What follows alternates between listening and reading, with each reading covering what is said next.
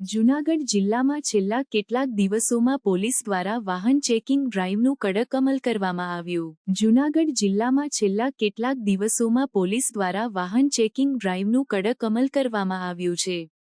ખાસ કરીને ટ્રાફિક અને માર્ગ નિયમોનો ભંગ કરનારા વાહન ચાલકો સામે દંડની કાર્યવાહી કરવામાં આવી છે.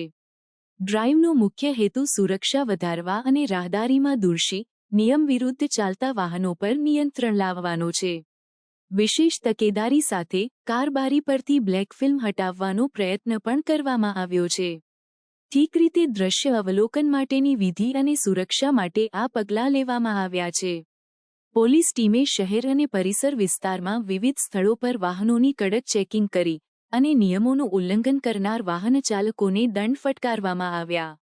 આ ડ્રાઇવમાં જે વ્યક્તિઓ વાહન ચલાવતી વખતે જીગજાગ, સ્પીડિંગ તેમજ હલકાના પોઈઝોને ઉલ્લંઘન કરતા મળ્યા, તેઓને યાત્રા માટેની સલામતી અંગે સમજૂતી પણ આપવામાં આવી. પોલીસે યાત્રીઓને યોગ્ય માર્ગ નિયમોનું પાલન કરવા માટે સૂચના આપી છે, જેથી અકસ્માતોની સંભાવના ઘટી શકે.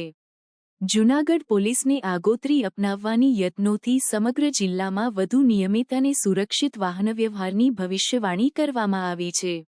આવી ચેકિંગ ડ્રાઇવોના અમલથી વાહન ચાલકોથી એક બહેતર પ્રતિસાદ મળ્યો છે.